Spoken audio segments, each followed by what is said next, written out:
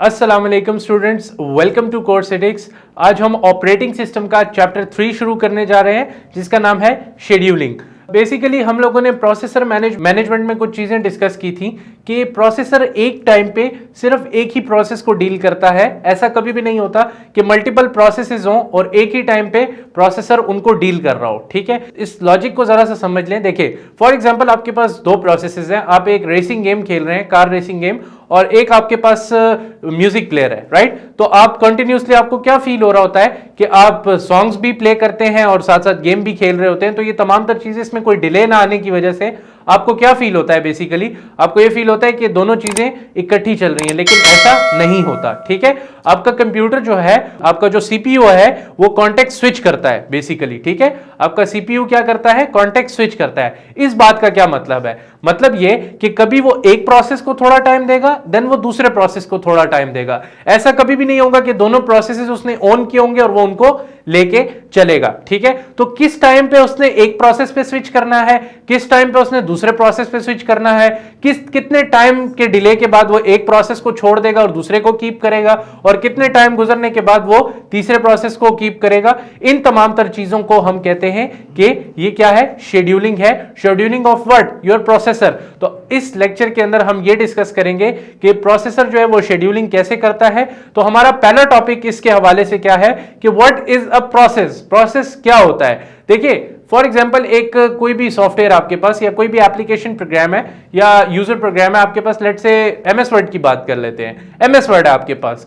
अगर वो MS word static हालत के अंदर है, यानी कि आप उससे कोई काम नहीं ले रहे, जस्ट वो आपके कंप्यूटर के अंदर इंस्टॉल्ड है, ठीक है, आप डबल क्लिक करके उसे ओपन जब तक नहीं करते और वो स्टैटिक हालत में है, तो हम कहेंगे कि एमएस वर्ड एक क्या है? एक प्रोसेस है आपके पास, राइट। और जब वो प्रोसेस आपके पास रनिंग हालत में आएगा, यानी कि अब आपने एमएस वर्ड के ऊपर डबल क्लिक किया है, वो मेन मेमोरी या रैम के अंदर लोड हो चुका है और आप जो है कुछ भी टाइप कर रहे हो आपको स्क्रीन के ऊपर नजर आ रहा है। ठीक है, तो अब हम कहेंगे कि ये प्रोसेस नहीं है, ये प्रोसेस अब रनिंग स्टेट के अंदर आ गया। तो जब भी कोई प्रोसेस रनिंग स्टेट के अंदर आ जाए तो हम कहते हैं ये प्रोसेस नहीं, ये प्रोग्राम है, राइट। तो जब भी एक प्रोसेस रनिंग स्टेट के अंदर हो तो हम कहेंगे कि ये प्रोग्राम है, और जब भी एक प्रोसेस स्टैटिक हालत के अंदर हो तो हम कहेंगे ये क्या है आपके पास? ये नॉर्मल प्रोसेस है, राइट। अच्छा जी, ऐसा कभी भी नहीं होता।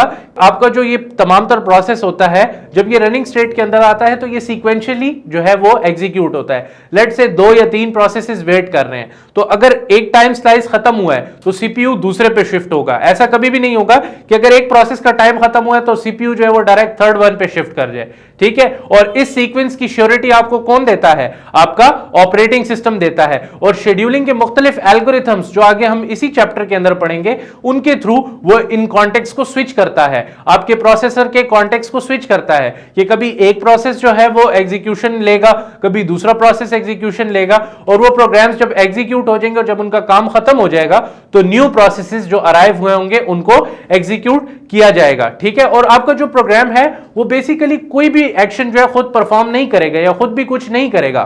फॉर एग्जांपल, आप कोई गेम खेल रहे हैं तो कभी भी ऐसा हुआ है कि गाड़ी खुद ब खुद चलने लग जाए, या आपने कोई की प्रेस ना की और काम खुद ब खुद हो रहे हो। इसी तरह फॉर एग्जांपल आप एमएस वर्ड में काम कर रहे हैं तो कभी ऐसा हुआ है कि आपने कुछ भी ना टाइप किया और खुद ब खुद टाइप हो रहा हो? नो।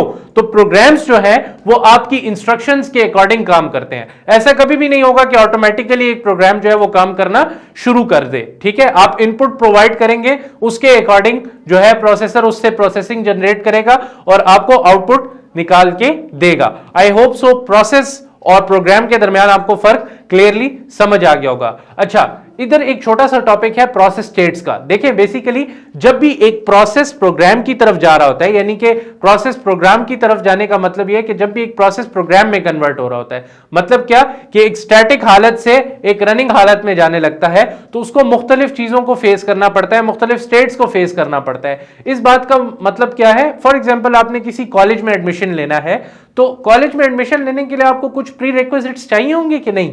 ऐसा कभी भी नहीं होगा कि आप डायरेक्ट, आपने कुछ पढ़ाई लिखाई नहीं की हुई और आपकी 18-19 साल एज और आप जाके कॉलेज में एडमिशन ले लें। नो, आपकी कोई प्री रिक्विजिट्स डिग्री चाहिए होगी उनको, जो जिससे पता चले कि आपने पिछला क्राइटेरिया पूरा किया है। इसी तरह जो प्रोसेस है उसको भी स्टेट से गुजर के जाना पड़ता है। ऐसा कभी भी नहीं होगा कि बस प्रोसेस अराइव हुआ और डायरेक्ट वो रनिंग स्टेट के अंदर आ जाएगा और उसकी एग्जीक्यूशन हो जाएगी और वो खत्म हो जाएगा। तो इन स्टेट्स को इंशाल्लाह हम अगले लेक्चर में डिटेल में डिस्कस करेंगे कि इन तमाम तर स्टेट्स में क्या होता है, प्रोसेसेस किस तरह एक स्टेट से दूसरे स्टेट की तरफ जाता है। आई होप सो ये चीज आपको क्लियर हो गई होगी। इंशाल्लाह नेक्स्ट लेक्चर में मिलते हैं स्टेट्स को डिस्कस करने के लिए। तब तक के लिए स्टे ट्यून्ड। अल्लाह हाफिज।